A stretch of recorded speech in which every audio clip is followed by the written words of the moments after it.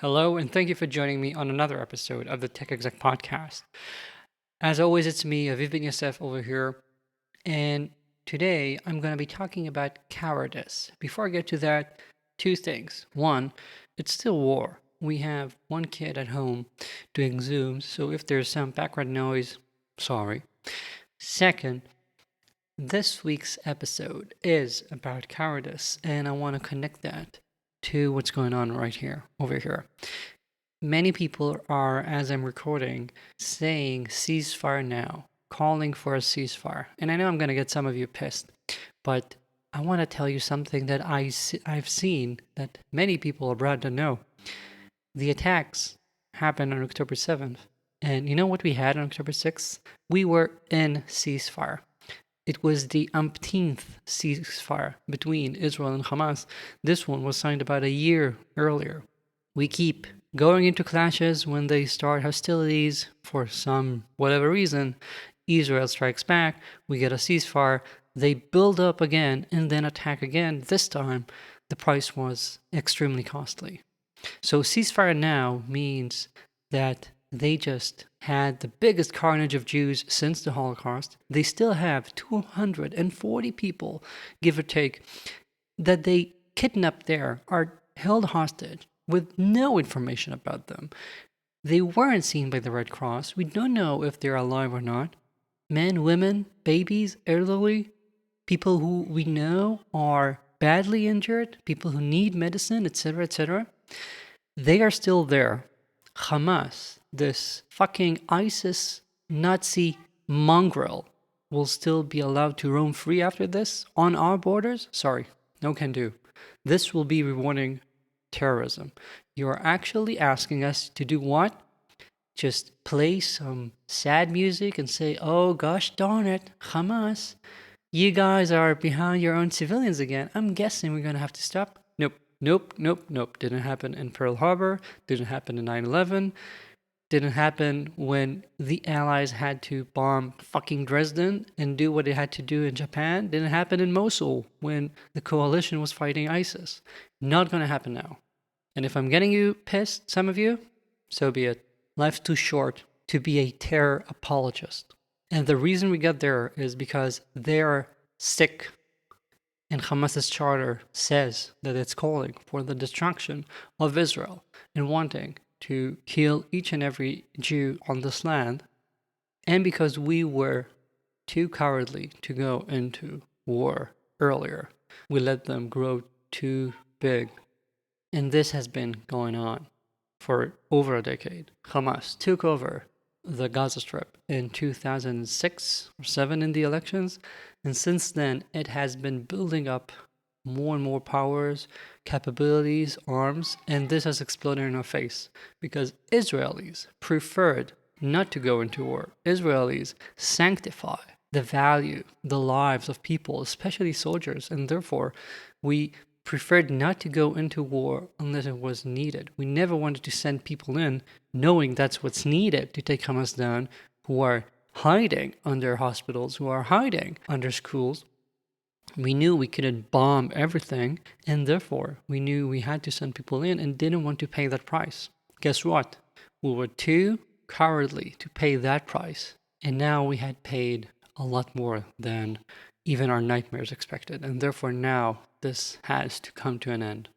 And this connects and a lower amplitude to what we're talking about right now, because this is something I've seen over and over again where leaders are just too cowardly. I sometimes call this being too shy, shying away from arguments. Leaders who shy away from confrontation, who shy away from speaking up, are not doing their roles.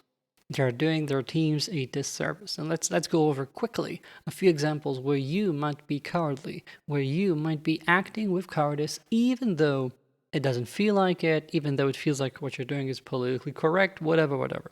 So first, there's condoning aggression in your silence.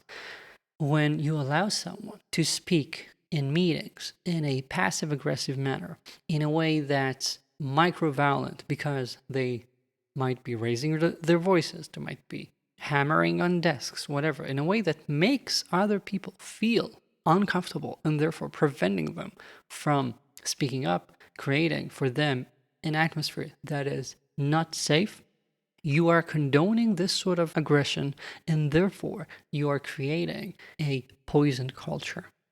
So I know that sometimes you feel like that's just the way George is, or you know that he just gets heated and then he relaxes, and whatever excuse you're telling yourself.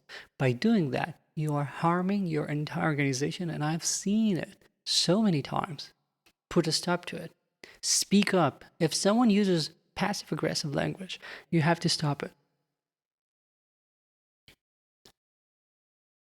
You have to speak up when you realize that you've been creating roles that make no sense, when you've let people have responsibility that no longer is effective. Maybe that founding team member no longer makes sense in how your organization has evolved, but you just feel bad about saying anything. And again, this is doing a disservice to everyone else around that person and your team. Speak up. Don't be a coward. Tell them. Let your team evolve. Speak up if you see that bad culture is forming. For example, people who are always embittered, people who see every planning session as a battle where they have to start cutting everything, not because they want to get the best quality out, but simply because they have become completely argumentative. They always try and go for no because that has become their MO, not from rationale, but from their gut instinct of having to say no. This is bad culture, where we become not collaborators, but people who are working one against the other. When we see every such meeting as a zero-sum game instead of a way of creating a win-win situation. You have to speak up when the roadmap doesn't make sense, or you don't understand why it makes sense, because you're going to have to relay that roadmap to your team. And if you don't understand it and you're just sitting there quietly, you're being a coward. And you need to ask those questions. You need to understand what's going on. And if it doesn't make sense, speak up.